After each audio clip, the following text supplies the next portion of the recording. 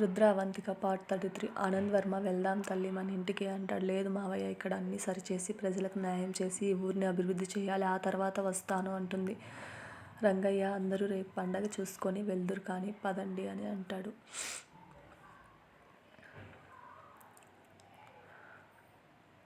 అవంతిక సుబ్రహ్మణ్య శాస్త్రి, నారాయణ శాస్త్రి గారిని, రుద్ర ఆనంద్ వర్మ అందరినీ పిలుచుకొని ఇంటికి వెళ్తుంది.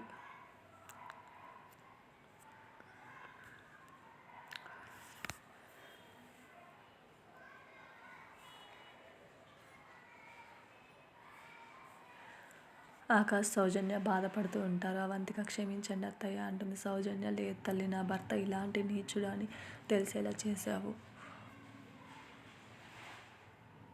అని అవంతికని హగ్ చేసుకొని నుదుటిన ముద్దు పెడుతుంది.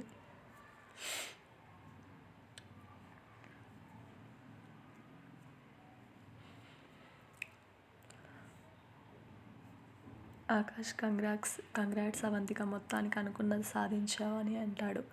అవంతిక, లేదు, నువ్వు రుద్ర లేకపోతే నేనేం చేయగలిగేదాన్ని కాదు అని అంటుంది.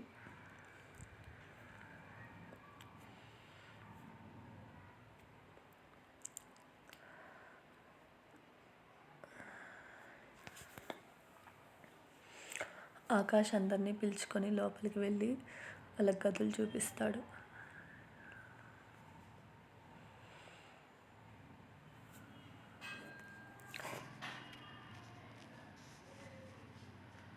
మరుసటి రోజు అవంతిక అందరితో పాటు కలిసి గుడికి వెళ్తుంది. ఆ రోజు అందరూ ఎంతో సంతోషంగా గడుపుతారు. రుద్ర ఏదో ఫోన్ మాట్లాడుతూ అటువైపు వెళ్తాడు.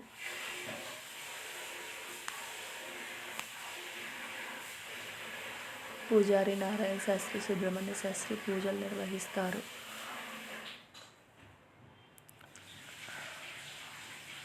అవంతిక రుద్ర ఇటువైపు రావడం నేను చూశాను, లేదు అని ముందుకు వెళ్తుంది. అమ్మో కోనేరు, నీళ్ళంటే భయం, ఈత కూడా రాదు నాకు అని చెప్పి వెనక్కి వెళ్తుంటే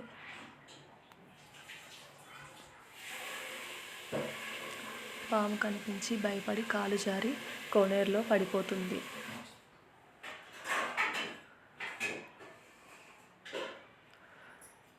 అవంతిక రక్షించండి అని అరుస్తూ ఉంటుంది.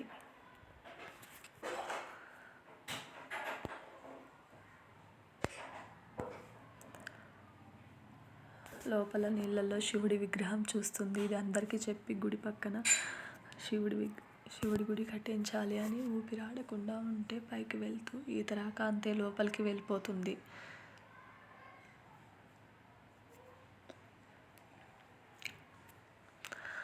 చూద్దాం ఫ్రెండ్స్, తర్వాత ఏమైంది, అవంతికని ఎవరు కాపాడారు అనేది మనం ముందు చూద్దాం ఫ్రెండ్స్. Thank you. నా ఛానల్ నచ్చితే, నా స్టోరీస్ నచ్చితే మీకు లైక్ చేసి, షేర్ చేసి, సబ్స్క్రైబ్ చేసుకోండి.